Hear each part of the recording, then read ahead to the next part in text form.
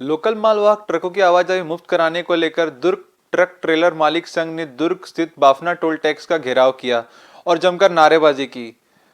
NH-53 toll नाका में दुर्ग truck मालिक संघ ने ट्रांसपोर्टर ने अपनी मांग को लेकर विरोध जताया। उनका कहना था कि लोकल गाड़ियों को टोल में फ्री किया जाना चाहिए। लंबे समय से गाड़ियों का शुल्क नहीं लिया जा रहा था, लेकिन टोल नाका कंपनी बदलते ही वापस गाड़ियों से पैसा लेना शुरू कर दिया गया।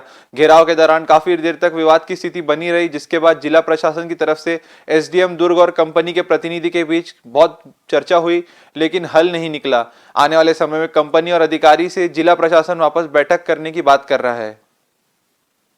हुआ था जिसमें छूट का प्रावधान था, तो अब अचानक 2 साल के बाद इन्होंने छूट बंद कर दी। जो SDM साहब और CSP साहब के बीच में भी बैठक हुई इनसे, तो बुधवार तक का इन्होंने समय मांगा। बुधवार को NHI की टीम आएगी, तो उनसे बैठ के चर्चा की जाएगी, तो उसके बाद फाइनल निर्णय होगा। जी, पहले भी कई बार ऐसी स्थिति आई थी, क्या कहना था? ये स्थिति बार बार पहले इनमें 2 साल पहले कोई दूसरी कंपनी इनको चला रही थी पेटी कॉन्ट्रैक्ट में। अब ये टाटा स्वयं चला रही है, तो कोई ना कोई इशू बनाते ही हैं ये हर साल, हर 2 साल में।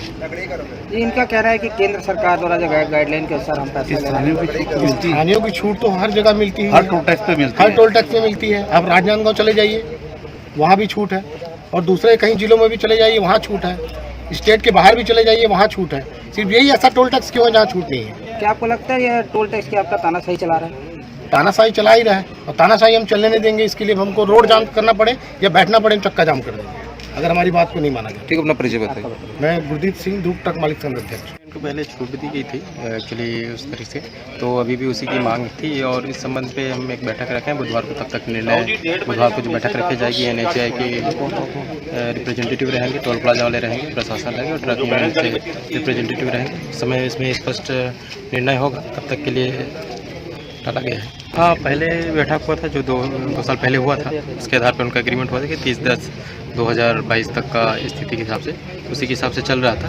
क्योंकि वो अवधि समाप्त हो गई है, तो पुनः इस पर बैठक रखी गई है। तो बुधवार को NHI को समय दिया गया है कि उनके रिप्रेजेंटेटिव आए और उनके समक्ष इस पर विस्तृत चर्चा होगी और निर्णय निकल पाएगा। इनकी भी ये मांग क्या है सर?